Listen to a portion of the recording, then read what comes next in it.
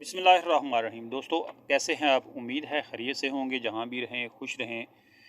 ईद उल अज़हा पे अक्सर लोग गोश्त फ्रीज़ करते हैं ताकि उसको लंबे अरसे तक इस्तेमाल किया जा सके।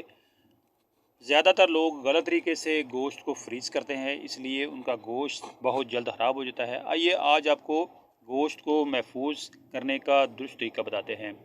गोश्त को हमेशा ताज़ा रखने के लिए, अच्छी तरह महफूज करने के लिए कभी भी इसको बॉयल करके मत रखें। ये सरासर गलत तरीका है। आज की इस वीडियो में आपको गोश्त को महफूज करने का सही तरीका बताएंगे।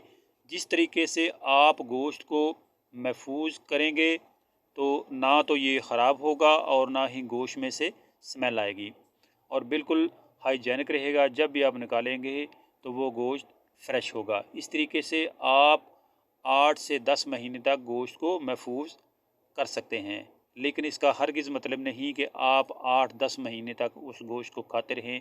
ज़्यादा से ज़्यादा 1 माह तक गोश्त को, कुर्बानी के गोश्त को ख़त्म कर देना चाहिए।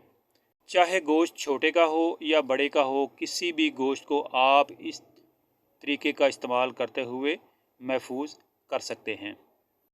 तो सबसे पहले आपने करना क्या है कि गोश्त लेने के बाद आपने खुले पानी में गोश्त को अच्छी तरह धोना है। इसके बाद आपने सफ़ेद सिरका लेना है।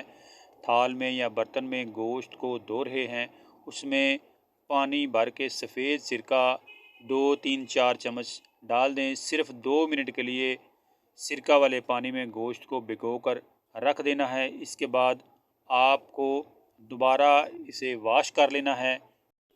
गोश्त के ख़राब होने की सबसे बड़ी वजह यही होती है कि गोश्त में खून रह जाता है, और खून की वजह से गोश्त में बैक्टीरिया पैदा हो जाते हैं जो पूरे गोश्त को ख़राब कर देते हैं, और गोश्त में से स्मेल भी आने लगती है या गोश्त मुकम्मल तौर पर ख़राब हो जाता है।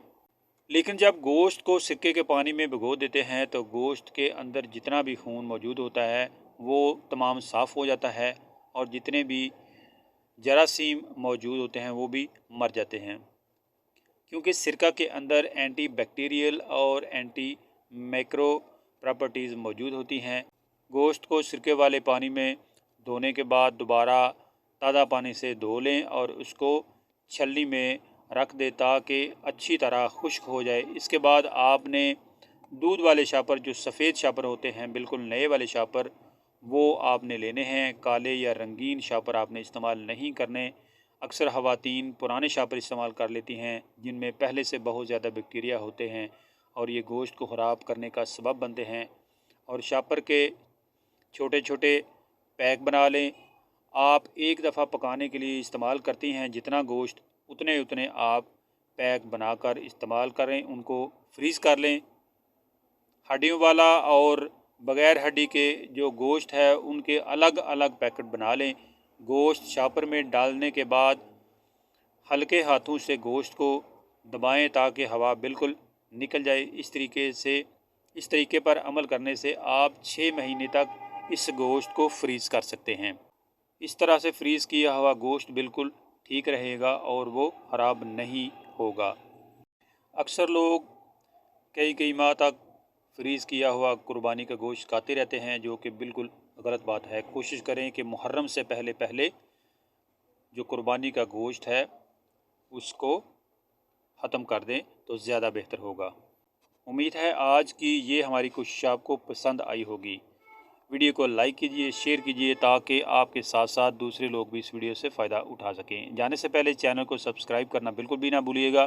तो मिलते हैं नए टॉपिक के साथ नई वीडियो में। तब तक दीजिए इजाज़त। अल्लाह हाफिज़।